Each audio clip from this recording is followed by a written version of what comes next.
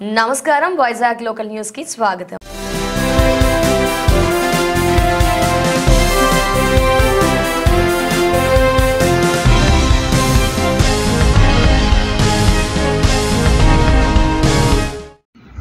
యువశక్తి పేరుతో పాత గాజువాక తెదేపా కార్యాలయం ఆవరణలో ఏర్పాటు చేసిన సభకు 3 పార్టీలకు చెందిన యువత పాల్గొన్నారు.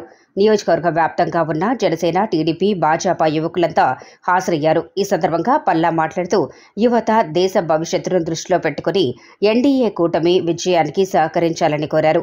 5 ఏళ్ల పాటు పాలన చేసిన వైసీపీ యువత భవితను సర్వనాశనం చేసిందని మండిపడ్డారు. ఇదే సందర్భంలో ప్రత్యర్థి గుడివాడ అమర్నాథ్ పైన తనదైన శైలిలో వ్యాఖ్యలు చేశారు.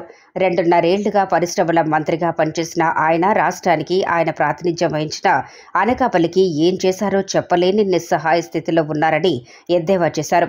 ఒక పరిశ్రమను తేలేని ఆ మంత్రి నేడు స్టీల్ ప్లాంట్ కోసం తన పదవిని త్యాగం చేస్తారని ఊకదంపుడు ప్రసంగాలు చేస్తే ప్రజలు నమ్మరు కాక చీదరిస్తున్నారని అన్నారు.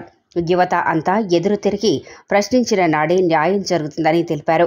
విశాఖ స్టీల్ ప్లాంట్ పరిరక్షణ కోసం ఏనాడైనా సదరు మంత్రి పోరాటం చేశాడా అని ప్రశ్నించారు. కూటమి విజయం సాధించిన తర్వాత తప్పకుండా స్టీల్ ప్లాంట్పై దృష్టి పెడతారని, ప్లాంట్ను రక్షించుకుంటామని తెలిపారు.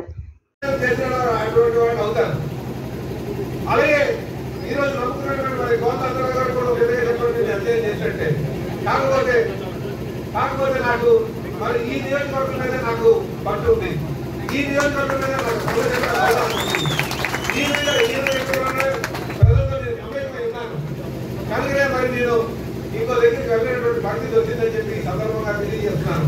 ఇది నిజంగా నేను పవన్ కళ్యాణ్ గారికి ధన్యవాదాలు తెలియజేస్తున్నాను. అలాగే నాకే నమ్మకం పెట్టి మన చంద్రబాబు నాయుడు గారికి ప్రత్యేకంగా ధన్యవాదాలు తెలియజేస్తున్నాను.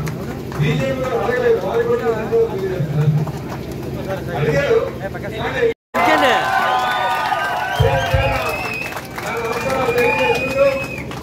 ఈరోజు మీ ఉత్సాహాన్ని చూస్తే ఖచ్చితంగా మీరు నాకు సపోర్ట్ చేస్తానడానికి ఎటువంటి సందేహం లేదు.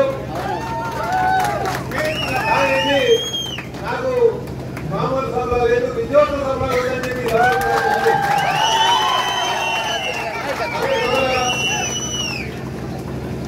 కానీ మనం ఇంకా కాస్త అప్రమత్తంగా ఉండాల్సిన అవసరం ఉంది.